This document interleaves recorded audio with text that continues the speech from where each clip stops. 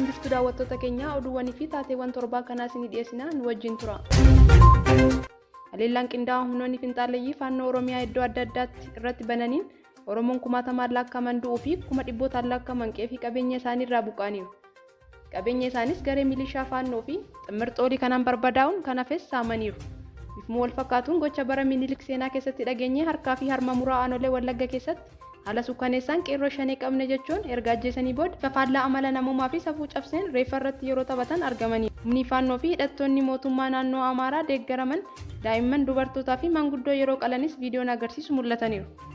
Ummaticha deeggartoota shanee fi soorattoota shaneeti. Kanaafuu qurxummii qabuuf galaanicha gogsuun barbaachisaa jechuun lafarraan raayyaa ittisa biyyaan humna addaa Amaaraa fi poolisii federaalaa akkasumas qilleensarraan humnoota biyya alaa qindeessuun diroonii jettiiwwanii fi helikooftera waraanaatiin bakkeewwan garaagaraatti manneen amantii uummata nagaa irratti manneen barnootaa bakkee amantii adda addaa osoo addaan hin baasin bakka tokkotti boombii fi rookeettiiwwan itti roobsuun namoota nagaa fixanii jiru.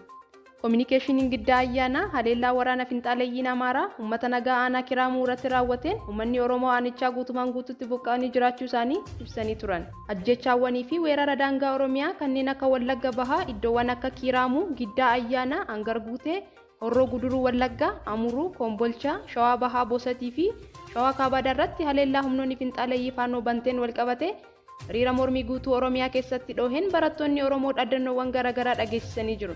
Isaan keessaayis ajjechaan nurraa haa dhaabbatu, faannoon Oromiyaadhaa haa ba'u, waraanni Oromiyaa keessa nagaan furmaata haa argatuu fi dulli yeroo ammaa kana Oromiyaa irratti labsamee jiru dura Oromoo cabsuu fi geggeeffamaa jiru ta'uu hubachuun tokkummaan dura dhaabbachuu qabna jechuun dhageessisanii jiru.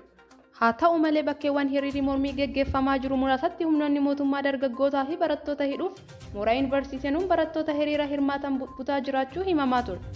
Barattoonni hidhaan qaamolee nageenya hiriirtota irratti raawwachaa jiranis duubatti nun deebisu jedhan.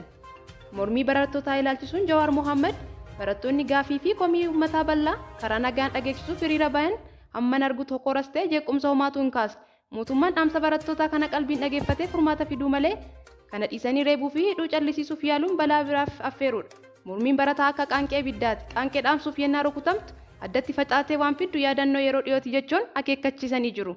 Bifuma wal fakkaatuun hiriirri guutuu addunyaa irrattis itti fufee jira. Seeliin faannoo kan magaalaa Finfinnee manneen barnootaa afaan Oromoo keessatti hoggora uumuu yoo ta'u duraa Finfinnee mana barnootaa kaffitanya sadarkaa lammaffaa kutaa magaalaa Eekkaa keessatti argamu jeequmsa finxaaleeyyiin Amaaraa alaabaan Oromiyaa hin fannifamu jechuun kaasan hordofee barattoonni afaan Oromoo baratan miidhaa irra gahee haala hammaataa keessa jiraachuu barsiisonni dubbatan. Guyyaa sana barattoonni afaan Oromoo baratan afur akka jabaa miidhamuu gabaasaa turuun keenya ni yaadatama. Barattoota kanneen keessaa kan mataan buruqee fi dugugguruun dugdaa miidhamee akka jiru himu barsiisonni. Torbaanuma kana keessa fanjiin qaamota hin beekamneen magaalaa Finfinneetti dhoohuun ni yaadatama. Ministeerri barnootaa fi itti gaafatamaan paartii Zeemaa kan ta'e Profeesar Biraanuu Naggaa biyyattii keessatti nageenya fiduuf balaa caaluu irraa uummanni akka of ittisuuf mootummaan uummata hidhachiisuu qaba jechuun dubbate. Paartichi kana kan jedhe uummata Amaaraa naannoo Oromiyaa keessa jiruun. Paartichi kan kana jedhe yeroo biyyattii keessatti milishaan faannoo uummata nagaa irratti yakka namoomaa gurguddaa raawwataa jirutti akka hiikkatu gaafatamaa jiruuti. Biraanuu Naggaa dhiheenyuma kana mootummaan waba waliin mari'achuu akka hin qabnee fi waraanni Oromiyaa keessatti akka itti fufuu qabu dubbatee ture. Paartileen Oromoo KFO fi ABO'nis torbaanuma kana keessa ibsa baasaniin uummanni Oromoo rakkoo itti dhufe kana tokkummaan akka qolatu yaamicha taasisaniiru. KFO'n ibsa baaseen balaa ija baasee uummata Oromootti dhufe kana sabni keenya tokkummaa isaa eeguun bifa qindaa'ee fi ijaarameen mataa isaa, qe'ee isaa fi ganda isaa akkasumas guutummaa Oromiyaa dammaqinnaan akka eegu dhaame. Itti dabaluunis yeroo ammaa Oromiyaan waraanaa fi manca'ina siyaasaa waliigalaa ta'e keessa galtee jirti. Uummata Oromoo fi Oromiyaa dhumaatii irraa baraaruuf paartii badhaadhinnaa fi mootummaan hawaasa idil addunyaa uummata Oromoo maraaf humnoota siyaasaa Oromoo haqaaf qabsaan beektota Oromoo fi humnoota siyaasaa dhugaa biyyattiif waamicha dhiyeesseera. ABO'nis waamicha dhiyeesseen uummata Oromoo karaa isaa dandame maraan weerara diinaa akka ofirraa qolatu waamicha dhiyeesseera. Saamicha lafa Oromoo irratti raawwatamu, ajjechaa gara jabinaa ilmaan Oromoo irratti raawwatamu, gochi uummata qe'ee fi qabeenya isaarraa buqqisuu fi gochi gudeeddii namoota nagaa irratti raawwatamu sadarkaa dhumaarra gaheera. Gareen shororkeessaa faannoo jedhee waamamu mootummaa Itoophiyaa paartii badhaadhinnaan durfamu kan hundeeffame yoo ta'u, gareen kun Oromiyaa keessatti gocha hammeenyaa isa dhumaa raawwachaa jira. Erga bara weerara Minilikii asitti hammeenyaa fi gara jabeenya duguuggaa sanyii akkanaa seenaa waraana Abisiiniyaa keessatti uummata Oromoo irratti raawwatamee hin beeku jedhu. Gochi hammeenyaa tibbana Oromoo irratti raawwatame gite kan hin qabnedha.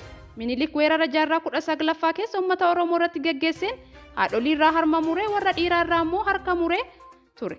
Bara mootummaa paartii badhaadhinaa ammoo gareen shororkeessitoota morma ilmaan Oromoo irraa muruun mataa mukatti diranii godina Gojjam magaalaa Buree keessatti agarsiisaa turan.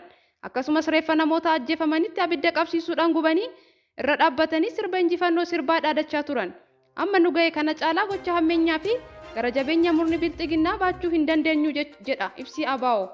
Hayyee daawwattoota keenya oduuwwan torban kanaaf qindeeffanne kanuma miidiyaa keessan kan ta'e Nabaa Miidiyaa like, share, subscribe gochuun oduu fi odeeffannoo haaraa yeroo yerootti argadha.